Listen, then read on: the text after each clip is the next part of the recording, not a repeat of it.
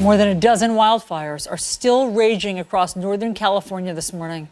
The wildfires have killed at least 8 people so far, including 3 members of one family. 70-year-old Melody Bledsoe and her 2 great-grandchildren, 4-year-old Emily Roberts and 5-year-old James Roberts, died in their home on Thursday. Melody's husband, Ed Bledsoe, and his granddaughter, Amanda Woodley, join us now. Ed and Amanda, we are so sorry for your loss. We heard, Ed, your story, and it's just the most haunting, heartbreaking story that we've ever heard. I mean, that you were on the phone with your 5-year-old great-grandson, James, as the fire was moving in. Can you tell us what happened when you went to the doctor? You left the house to go to the doctor. Did you know how close the wildfires were at that moment? Yeah, the fire was a couple of miles away from my house. It was plumb across the river. It wasn't nowhere near my house. And that they didn't give no evacuation notices or nothing. They just, my wife called me and I took off back up there, and when I got up there, there's traffic blocking the road all the way, but I got out and run towards the house, and I got down there, and some guy was blown over by the fire. I helped him get out, but I still went down there, and they stopped me and wouldn't let me go in. This is my baby. This is my wife. I should have been laying on there with them. Oh, Ed. I should have went regardless of what anybody said. The fire was just a big old fire tornado, and the fire didn't come across down towards my house. It come around the river and come in behind my house.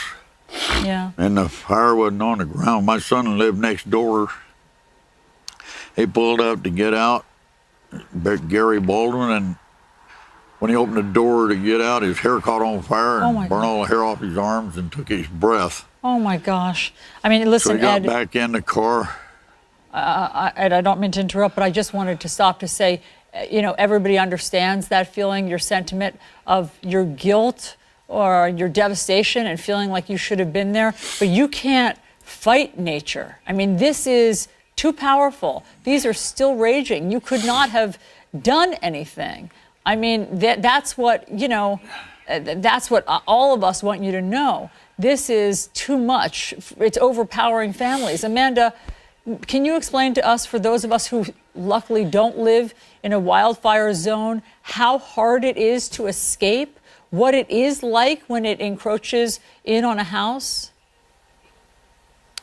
Well, the anxiety, I mean, it's really scary. And from what Gary was saying, he tried to get out, and the tornado was hovering over the house. It hadn't even hit the ground. It was just a tornado fire over the house. And it took him a minute and a half to catch his breath, and he tried everything he could too. So there was nothing anyone could do. And my son, Brian Bledsoe, he was coming up the fire on the other side, drove through a big old flame. And we had a family on the other side trying to get in. His wife was just screaming because the fire was around him, and she made him back up, which he should have anyway. He couldn't. There wasn't no way he could got into my house. It just sucked the roof off the house, and the walls fell out, and the roof went right back down on him. Oh my gosh. I mean, that's what those of us who've never lived through a wildfire can't understand, is the tornado of fire that you're describing, that it's over your house, that it's spinning around your house, and that it could take the roof off of your house. I mean, these are things that our imagination can't even deal with, and that you all just witnessed. We've never seen it.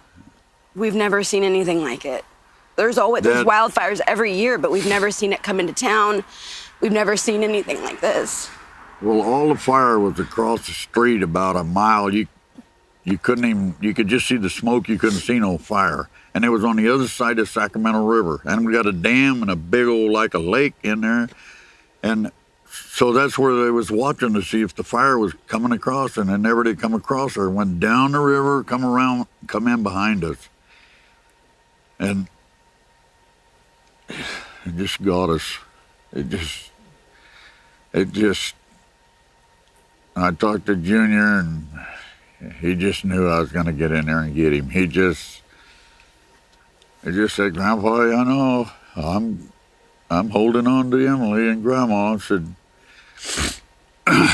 we're waiting for you. I said, don't go in the back door. It's on fire. Come in the front door. I said, I'm on my way. I'll be there, honey. You just don't worry. Grandpa's here. I'm right down the road a little bit. I said, I'll be there. I just wanted to comfort him best I could. I can't imagine what Grandma was going through staying calm. I mean, that's so brave. I mean, how can you stay calm?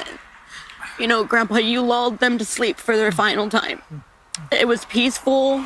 They just went to sleep, and you calmed them until they went to sleep. And I realized that yesterday, and that eased my heart a lot yesterday. But I'm their protector. I should have had my damn buddy taken care of. Oh, Ed, I think Amanda's right. I think the fact that you were on the phone with them and that they heard your voice and that you were keeping them calm, and there's nothing that you could have done when you got back to the house or had you been in the house. I mean, look at what you're describing, what all of your relatives. I could have laid on top of them and protected them. Ed, listen. I could have laid down on top of them and kept them out of the fire. Yeah, I understand it. I could have done anything. Nothing you could have done. And then you would have died, obviously, Ed. So, I could have maybe, my big old fat body would have protected them until the fire went out or something. Oh, Ed, I don't think that's how it works, But I do think, Ed, that you make a good point that there were no evacuation orders.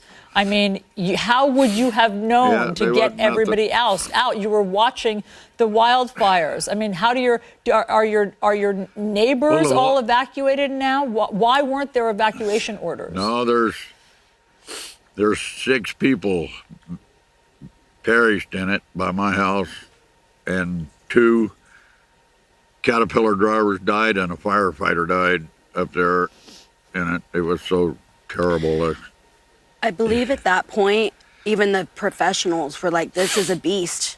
And the professionals, some of them were down the road a little ways, but it got them too, I guess. Yeah, it just got out of hand so fast. It had its own weather system. It's just tragic for everyone. And we're sorry for the other family too that lost people. My son said the grass wasn't on fire, just the trees were getting sucked up in the air and burning, and it just, he said when he opened his door, the leaves hit him like somebody was slapping him. He said he got out and it burned his hair, and he's burned all the hair off his arms, and caught his hair on fire on his head, and he started sucking his breath out, so he got back in his car and tried to get out. He did get out. Oh, my gosh. It's unimaginable. I mean, what you're describing is so vivid for the rest of us because, those of us who've never lived through a wildfire imagine a house fire. We know house fires. And sometimes, maybe, if you're lucky, somehow you can get out a window or you can go out a door. But with a wildfire, what you're describing, I mean, hearing you, Amanda, say that it has its own weather system and that it's a tornado. It's a fire tornado all around your house. And there's no escaping from that. And it's ripping the roof off of your house. And you are just completely helpless to that level of Mother Nature. Yeah. And Ed and Amanda, we are praying for you.